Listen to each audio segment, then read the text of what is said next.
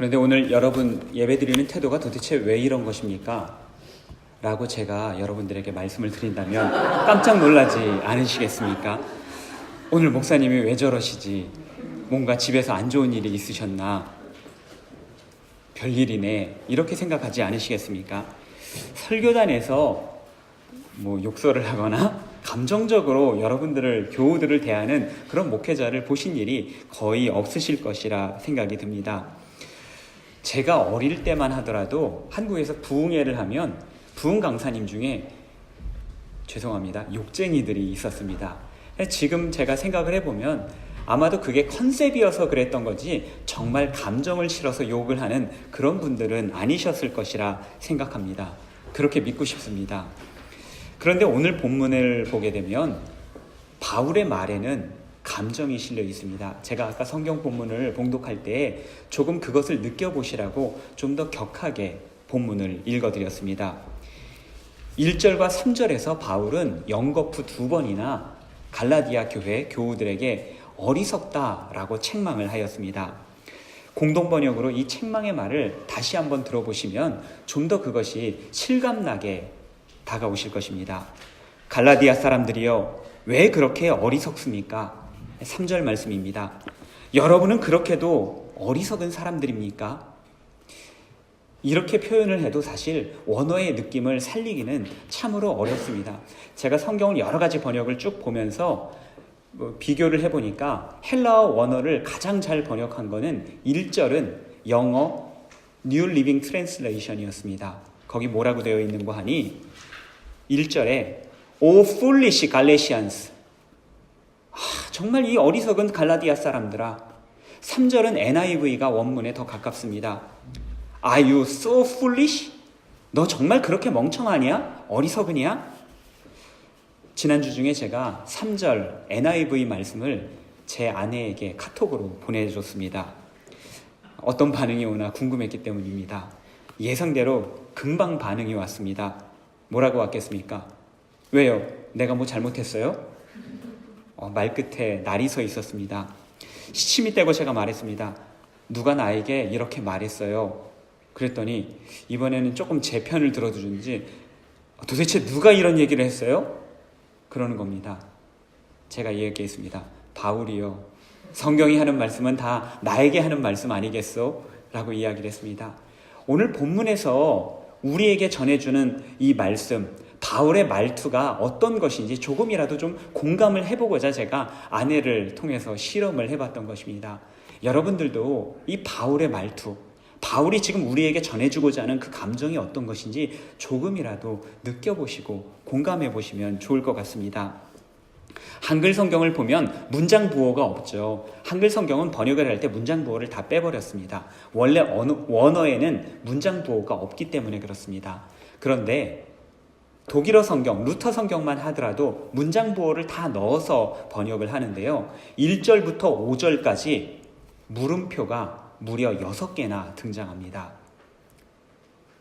바울이 질문 형식을 빌어서 갈라디아 사람들에게 이야기를 하는 거지만 실은 이것은 질문이 아니었죠. 질문의 모습을 빙자한 책망의 말이었습니다. 이런 것을 문법적으로는 수사 의문문이라고 하죠. 왜 이렇게 표현을 한 것이었습니까? 갈라디아 사람들에게 너희가 좀 생각을 해봐라. 너희도 그렇게 생각하지 않느냐? 대답 좀 해봐라. 채근하듯 책망을 하면서 물어보는 것이었습니다. 1장에서 바울은 2번이나 연거푸 갈라디아 사람들에게 저주를 선포하였었죠. 또다시 감정적으로 갈라디아 사람들에게 바울이 말씀을 전해주고 있습니다. 이 깊은 감정 표현에서 저는 2가지를 생각을 해보게 되었습니다. 첫 번째로 오늘 본문이 다루고 있는 그 내용의 중요성을 생각을 해보았습니다. 바울이 이렇게까지 격정적으로 표현을 하는 것은 바울이 던지는 메시지가 너무나도 중요하기 때문입니다. 심지어 바울이 이렇게 전달을 했을 때 이것이 갈라디아 교회 사람들과 바울과의 관계가 깨지는 한이 있더라도 이것을 통해서 갈라디아 사람들과 하나님과의 관계가 회복이 된다면 그것으로서 족하다, 그만큼 중요한 문제다라고 사활을 걸고 바울이 우리에게 던져주는 메시지였습니다. 두 번째로 바울과 갈라디아 교회 교우들과의 신뢰 관계입니다. 본문의 바울의 표현은 목회자로서 일반적으로 사용할 수 있는 표현이 아니지 않겠습니까? 제가 아까 말씀 서두에 여러분들에게 말씀했을 때 여러분들도 깜짝 놀라셨죠? 그렇게까지 반응하시니까 저도 깜짝 놀랐습니다. 특별히 글로 적을 때에는 거기에는 많은 오해의 요소가 있기 때문에, 오해의 소지가 있기 때문에 특별히 조심해야 됩니다. 그럼에도 불구하고 바울은 거침없이 갈라디아 사람들에게 책망을 퍼부었습니다. 바울과 교회 사이에 신뢰관계가 형성되어 있었기 때문에 가능한 일이었습니다. 신뢰가 있었기 때문에 돌려 말하지 않아도 되었고, 신뢰가 있었기 때문에 중요한 메시지를 신속하게 정확하게 전달할 수 있었던 것입니다. 교회는 바울의 권고와 책망을 받아들였고, 덕분에 교회의 잘못된 부분을 빠르게 바로잡아갈 수가 있었습니다. 이런 면에서 바울은 갈라디아 교인들에게 어리석도다 라고 이야기를 했지만, 실상 갈라디아 교회 사람들은 지혜로운 사람들이었습니다.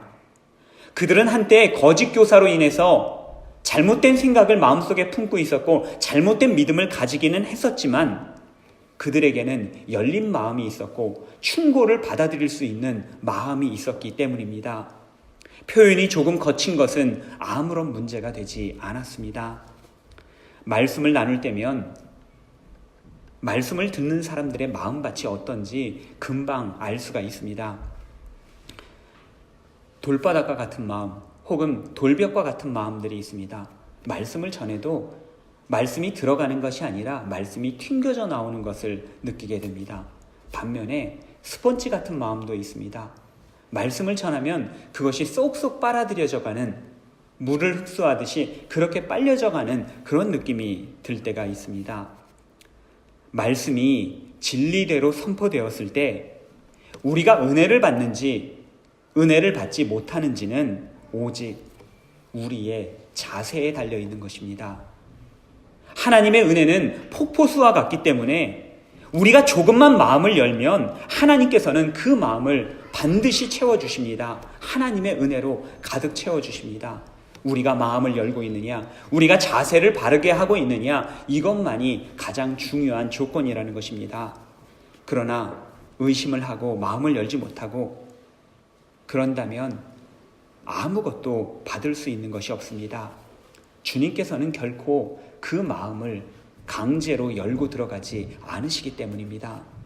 저는 오늘 이 자리에 교우님들이 모두 갈라디아 교회 교우들만 같았으면 좋겠습니다.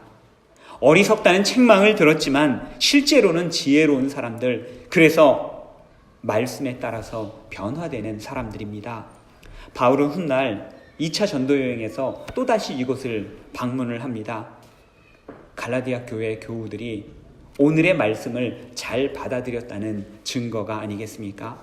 우리도 갈라디아 교회 교우들과 같이 신뢰를 쌓고 바른 자세를 가지고 하나님의 말씀이 선포되었을 때 그 말씀에 따라 변화되어져 가고 새로워지는 저와 여러분 되시기를 바랍니다. 갈라디아 교회의 문제는 은혜의 복음을 저버리고 율법주의에 빠지는 것이었습니다. 바울은 우리에게 율법주의에 우리가 빠져서 안 되는 이유들을 여러 가지로 설명을 하는데, 오늘 우리는 그 중에서 두 가지만을 주목해서 보려고 합니다. 첫째로, 예수 그리스도의 십자가 때문에 우리는 결코 율법주의에 빠져서는 안 됩니다. 빠질 수도 없습니다. 1절의 말씀입니다. 어리석도다 갈라디아 사람들아, 예수 그리스도께서 십자가에 못 박히신 것이 너희 눈앞에 밝히 보이거늘 누가 너희를 꾀더냐. 우리 주님의 십자가가 눈에 보이는 것처럼 선명한데 도대체 어떻게 유혹에 빠졌느냐라고 하는 것이었습니다. 십자가가 무엇이며 율법주의는 무엇입니까? 이것이 무슨 관계에 있습니까? 십자가는 로마 제국에서 죄수들을 처벌하던 사형틀이었습니다. 가장 잔혹한 사형틀이었다라고 이야기를 하죠. 그림이나 영상을 우리가 많이 봤기 때문에 예수님께서 십자가에 달려 돌아가실 때 손바닥에 못을 박힌 것으로 우리가 생각을 하고 있지만 실제로 손바닥에는 못을 박을 수가 없습니다. 체중 때문에 손바닥이 찢어져 나갑니다. 그래서 십자가에 매달 수가 없는 거죠. 그럼 못은 어디에 박습니까? 손목에 박습니다. 손목에다가 못을 박게 되면 여기에 혈관도 많이 있고 여기 뼈도 있기 때문에 뼈가 으스러지면서 같이 여기에 뭉뚱그려져서 못에 박히는 것입니다. 그렇게 되면 이 찢어지고 상한 곳에서 피가 조금씩 흘러나오죠. 다리에도 마찬가지로 두 다리를 포개서 발등에 못을 박습니다. 거기에서 피가 조금씩 흘러나오면서 그러면서 점점 기진하여지고 점점 지쳐서 죽어가는 형벌이 바로 십자가의 형벌입니다.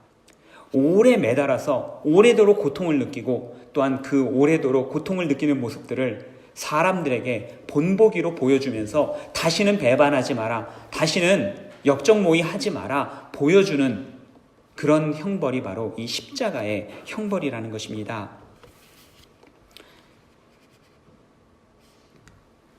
그런데 십자가에서 죽다 보면, 십자가에서 형벌을 받다 보면 원래가 오래도록 오랜 시간에 걸쳐서 죽게 하는 그런 형벌인데 그러다 보면 너무 오래 이것이 지속되는 수가 있습니다. 그래서 군인들이 그런 경우에는 군인들이 그 다리, 무릎뼈를 부서뜨린다고 하죠. 그러면 무릎이 무너지고 몸의 체중이 더 밑으로 쏠리게 되니까 더 금방 죽게 된다고 이야기를 합니다. 그런데 오히려 그것이 죄수들에게는 그렇게 되기를 간절히 바란다고 하죠. 오래 매달려 있으면 매달려 있을수록 고통이 더 크기 때문에 그렇습니다. 한시라도 더 빨리 죽는 것이 오히려 나은 것이 십자가의 형틀입니다. 예수님께서는 밤새 끌려다니시면서 이 재판장 저 재판장에 끌려다니시면서 지칠 대로 지쳐서 그리고 재판장에서 채찍을 맞으시고 사형장으로 이동하셨습니다. 채찍에 맞으실 때 그 채찍에는 마치 청바지에 쇳조각, 징 같은 거를 박아놓은 것처럼 채찍에는 쇳조각이 박혀있고 그리고 뼈조각이 매달려 있었습니다. 그래서 그 채찍으로 몸을 훑고 지나가면 그 채찍이 훑고 지나간 모든 자리에 살점이 떨어져 나가게 되어 있습니다. 온몸이 만신창이가 돼서 피를 흘리면서 주님은 고통을 당하신 것입니다. 그리고 머리에는 머리가죽을 완전히 꿰뚫을 만큼 큰 가시가 달린 가시면류관을 깊게 씌워서 온통 얼굴에는 피가 흘러내리고 앞을 제대로 보기가 어려울 정도로 그런 상태에서 주님께서 십자가를 지고 가셨습니다. 우리가 영상에서 보면, 그림에서 보면 온전한 십자가의 모습을 예수님께서 지고 가시지만 사실은 그럴 가능성은 매우 적습니다. 십자가는 이 나무가 두 부분으로 되어 있죠. 세로로 된 기둥, 세로 기둥은 스티페스라고 하는데 이거는 본래 처형장 위에 세워놓게 되어 있습니다. 그것을 먼저 세워놓고 그 다음에 그 가로로 되어 있는 나무, 이것을 파티블룸이라고 하는데 이 파티블룸만 메고 가는 것입니다. 주님께서 채찍에 맞으시고 가시면류관을 쓰시고 그것이 얼마나 고통스러웠는지 성 밖으로 빠져나가는 데만 벌써 3번이나 넘어지셨다고 사람들은 전승에 따르면 그렇게 전해지고 있습니다. 그렇게 해서 주님께서는 골고다 언덕에서 십자가에 매달리셨습니다. 벌거벗겨진 채로 온갖 수치와 모욕을 당하시면서 우리 주님께서 십자가에서 돌아가셨습니다. 우리가 사순절에 묵상하는 예수 그리스도의 십자가는, 우리 주님의 십자가는 바로 그러한 형벌이었습니다. 왜 예수님께서는 그토록 참혹한 형벌을 받으셨던 것입니까? 첫째로 우리 죄 때문입니다. 둘째로 율법 때문입니다. 우리에게 주어진 율법의 책임들을 다 감당할 수 없기 때문에 우리 주님께서 십자가를 지신 것입니다. 우리 주님께서 짊어지신 십자가의 무게는 우리가 감당해야 했던 율법의 무게입니다. 스티븐 맥베이라고 하는 사람은 율법의 중요한 역할이 무엇인고 하니 우리로 하여금 좌절하게 만드는 것이다 라고 이야기를 하였습니다. 하나님께서 우리에게 율법을 주신 이유가 바로 여기에 있습니다. 우리의 선함과 우리의 노력으로는 도저히 의를 성취할 수 없다는 것, 이 사실을 깨닫게 하는 것이 바로 율법이다 라고 하는 것입니다. 십자가를 기억하는 한 우리는 결코 율법주의로 돌아갈 수가 없습니다.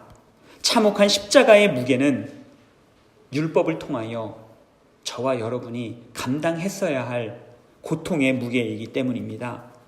율법은 선한 것이고 율법의 정신은 살려야만 합니다. 그러나 율법의 형식만 강조하게 되면 율법주의로 전락합니다. 율법주의는 악한 것이고 위험한 것입니다. 사순절 기간입니다. 우리 주님께서 십자가 위에서 저와 여러분들에게 말을 걸어오고 계십니다.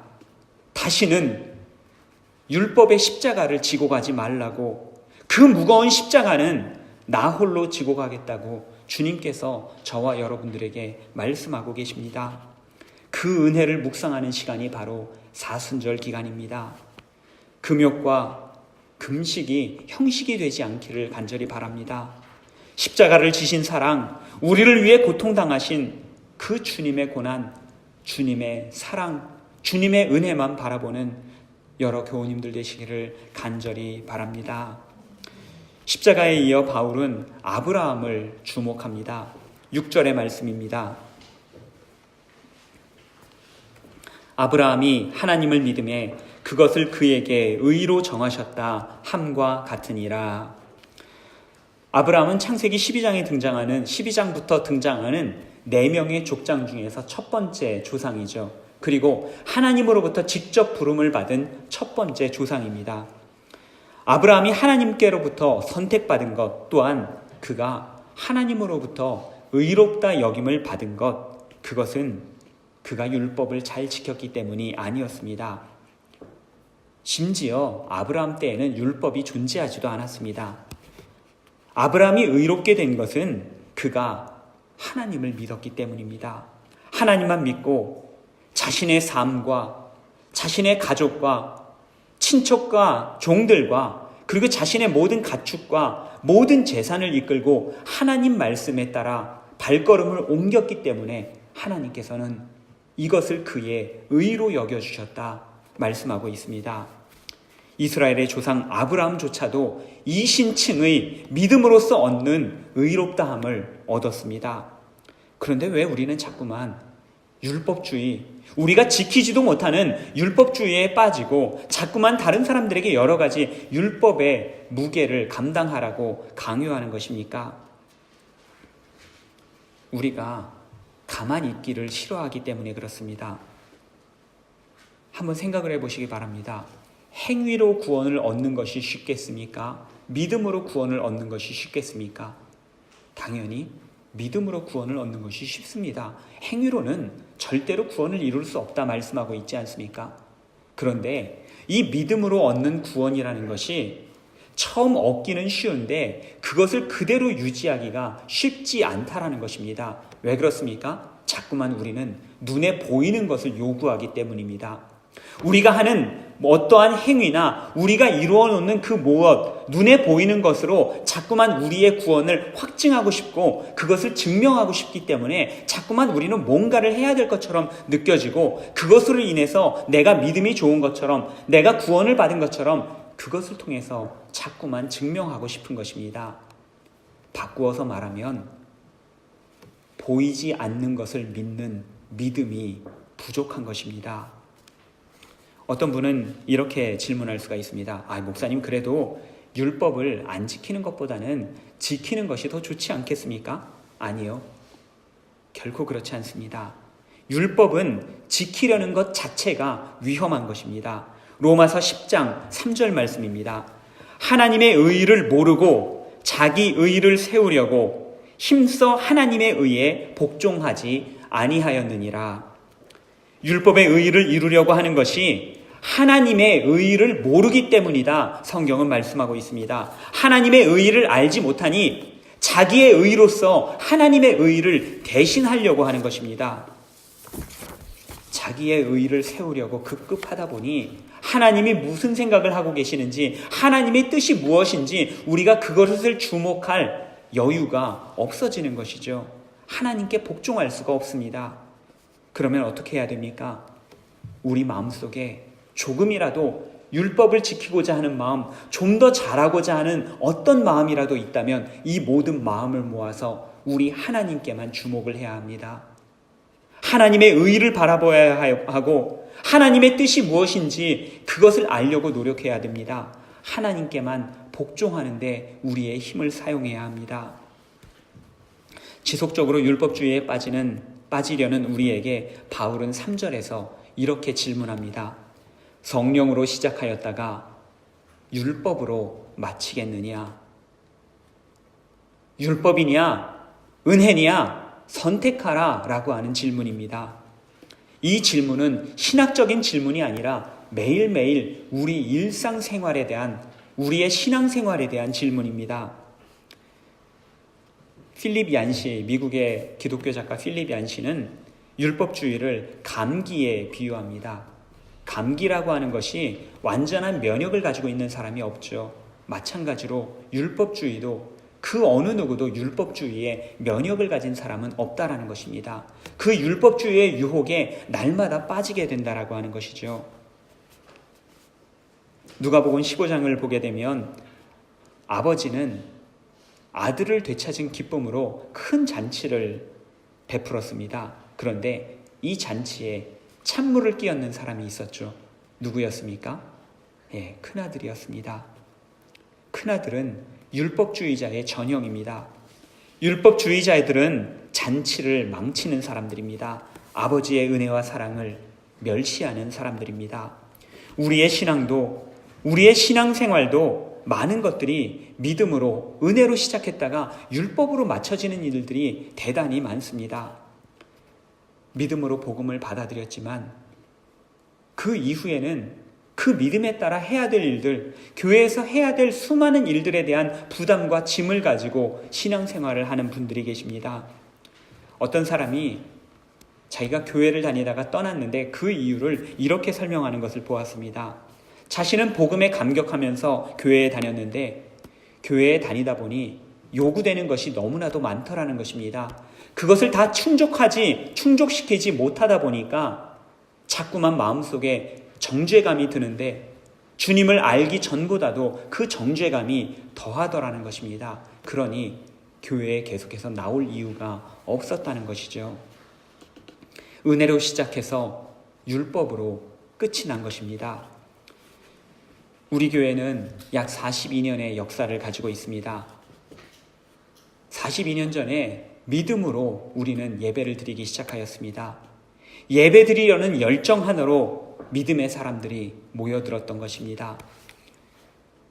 그때 사람들은 목회자를 어떻게 청빙하며 교회의 임대료는 어떻게 갚아나갈까, 이런 것들 생각해 보지를 않았을 것입니다. 현재 우리 교회는 그래도 역사상 가장 좋은 때를 보내고 있습니다. 가장 부흥했던 때를 보내고 있습니다. 그러면 더욱 믿음이 강해질 것 같은데 실은 그렇지 않은가 봅니다. 최근 베르나닌 교회나 한소망 교회나 회의가 많아지죠. 여러 가지 회의를 보면서 오늘 본문의 말씀을 떠올리지 않을 수가 없습니다. 누구에게나 하나님만 바라보고 살 수 없는 현실이 있습니다. 우리가 해야만 하는 그러한 의무와 책임들이 있습니다. 그런데 그런 일들을 많이 하다 보면 하나님을 믿고 하나님께 맡기기보다는, 좀 더 하나님께 무릎을 꿇고 기도하기보다는 자꾸만 우리의 힘으로 하려고 합니다. 선택하고 결정할 때도 기도하고 맡기기보다는 내가 지혜롭게 선택해야지 라고 생각을 합니다. 물론 우리는 우리에게 주어진 모든 일들을 죽게 하듯 성실하게 최선을 다해서 해야만 합니다. 그러나 동시에 우리는 우리에게 주어지는 모든 일들을 하나님께 맡길 수 있어야만 합니다. 잘 되더라도, 소위 세상에서 보기에 실패하더라도 우리가 만일 그 일을 믿음으로 하였다고 한다면 결과에 대해서는 하나님의 뜻으로 우리가 인정하고 받아들일 수 있어야 한다는 것입니다. 그리스도인의 성공은 세상적인 성공의 기준과는 다른 것입니다. 우리의 성공 기준은 어떤 것입니까? 그 일을 통하여 우리가 얼마나 하나님과 더 가까워졌는가? 이것이 우리의 성공을 가늠하는 유일한 기준입니다. 비록 일이 잘 풀리지 않았다 하더라도, 계획했던 것이 실패했다 하더라도 좀 더 하나님을 의지하고 조금 더 내 욕심을 덜어내고 하나님의 뜻이 무엇인지 우리가 주목하였더라면, 하나님의 뜻을 알려고 노력했다고 한다면 우리는 실패해도 성공한 것입니다. 이것이 바로 하나님을 믿었던 아브라함의 믿음이었습니다.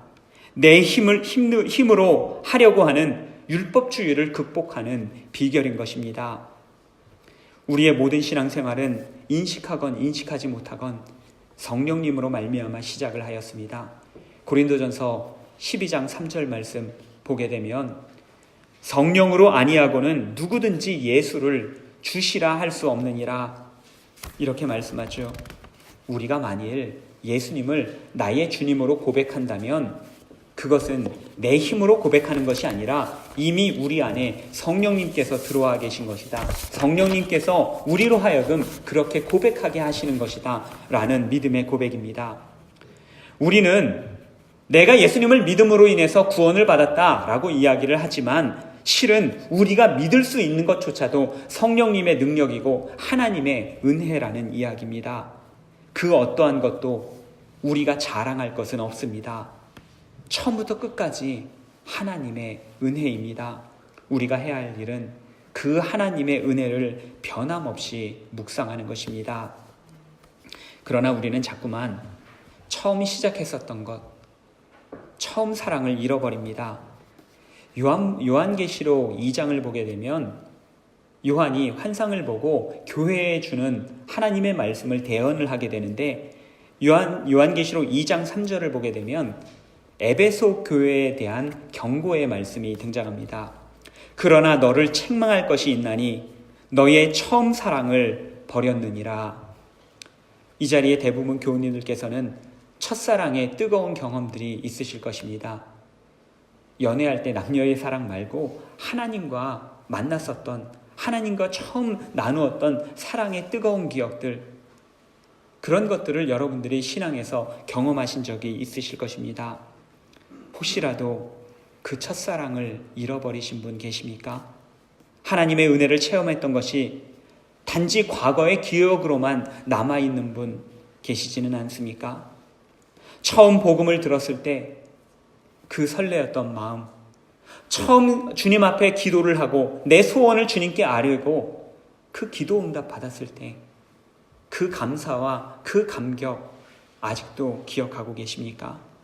처음으로 주님의 몸된 공동체에서 섬길 수 있는 기회를 가졌을 때, 그리고 사람들이 기뻐하는 그 얼굴들, 그 모습들을 보았을 때 느꼈었던 감격과 기쁨이 여전히 여러분들에게 남아 있으십니까? 하나님과의 첫사랑을 회복해야 합니다. 그 뜨거웠던 순간이 매일매일의 저와 여러분의 일상이 되어야만 합니다.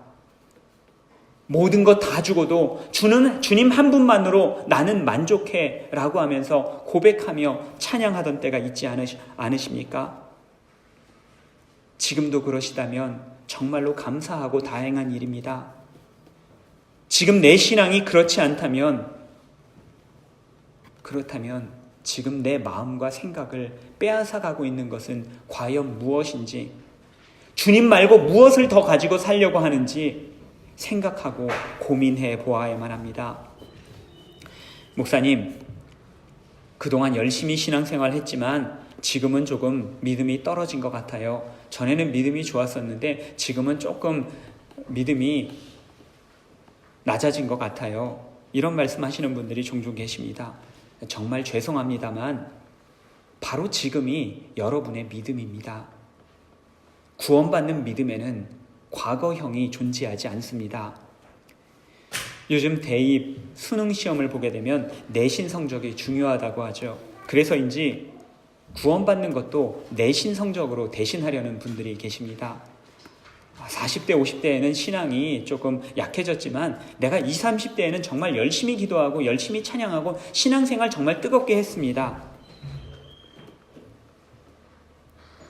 그때 내신 성적, 아니 내신 신앙으로 우리 믿음을 보이려는 것이죠. 죄송한 말씀입니다만 다 소용없습니다. 그것이 추억으로만 남아있다면 아무런 소용이 없습니다. 구원받는 믿음은 오직 현재의 믿음으로만 가능한 것이기 때문입니다. 물론 과거의 열정과 신앙도 쓸모는 있습니다. 첫째로 장차 상급으로 그것이 남을 것입니다. 둘째로 지금 나의 신앙을 측정하는, 그때는 그랬었는데 지금 내 신앙은 어떤가, 지금 내 신앙을 측정하는 바로미터 역할을 할 것입니다. 그러나 과거의 믿음으로 구원을 얻을 수는 없습니다. 천국 문 앞에서 주님을 만날 때 혹시 우리가 변명하고 싶은 때가 있겠죠. 주님, 제가 옛날에는 믿음이 참 좋았습니다. 제가 지금은 좀 믿음이 떨어졌지만 그때는 믿음이 참 좋았습니다. 주님께서 대답하지 않으시겠습니까? 그럼 그때 오지 그랬냐? 구원은 지금 내 신앙으로 이루어지는 것입니다. 구원은 우리의 힘으로는 결코 이룰 수가 없습니다. 그렇기 때문에 과거에 쌓아놓은 것도 소용이 없고 미래에 보충할 것도 아무런 의미가 없습니다. 지금 나에게 믿음이 있는가? 내가 지금 하나님의 은혜를 의지하면서 살아가고 있는가? 정말로 내가 그 믿음대로 살아가고 있는가? 생명과 사랑을 잉태하며 살고 있는가? 이것이 저와 여러분들에게 있어서 가장 중요한 것입니다. 어디서부터 우리의 사랑이 식어진 것입니까? 언제부터 형식주의에 빠지고 율법주의의 유혹에 빠지셨습니까? 확인을 해보셔야만 합니다. 요한계시록 2장 5절에 에베소에 대한 권면이 계속되고 있습니다. 에베소에 주는 권면을 제가 공동번역으로 여러분들에게 한번 들려드리겠습니다. 그러므로 내가 어디에서 빗나갔는지를 생각하여 뉘우치고 처음 하던 일들을 다시 하여라. 만일 그렇지 않고 뉘우치지 않으면 내가 가서 너희 등경을 그 자리에서 치워버리겠다. 무서운 말씀이 아닐 수가 없습니다. 오늘 바울의 폭풍 질문이 본문에서 이어졌습니다. 4절 말씀을 공동번역으로 다시 한번 읽어드리겠습니다. 여러분이 겪은 그 모든 경험이 다 헛된 일이었단 말입니까? 설마 그렇지는 않을 것입니다. 우리가 과거에 가졌던 믿음, 신앙, 뜨거웠던 순간들 다 헛된 것으로 만들지 않으려면 지금 우리의 믿음을 지켜가야 한다. 거기에는 어떠한 변명도 필요 없다라고 하는 강력한 말씀입니다. 우리 모두 성령으로 하나님의 사랑과 은혜로 시작하였습니다. 사랑하는 교우 여러분, 이 사랑, 이 믿음 끝까지 지켜나가는 저와 여러분 되시기를 바랍니다. 율법주의의 꼬임과 유혹을 떨쳐버리십시다. 끝까지 하나님께 전적으로 맡겨드리고 믿음으로 승리하는 우리 모든 교우님들 되시기를 간절히 바랍니다. 기도하겠습니다. 오직 하나님의 은혜로 우리 주님의 십자가의 사랑과 성령의 능력으로 우리를 구원하셨습니다. 이 구원의 감격과 기쁨을 끝까지 지켜가는 우리가 되게 하여 주시옵소서. 보이는 활동, 드러나는 행위에 의지하지 않겠습니다. 순전한 마음으로 오직 하나님만 바라보게 하여 주시옵소서. 그리하여 처음 사랑을 가지고 성령 충만한 삶을 누리며 서로에게 나누는 우리 베른하림교회 모든 교우님들 되게 하여 주시옵소서. 예수님 이름으로 간절히 기도드립니다. 아멘.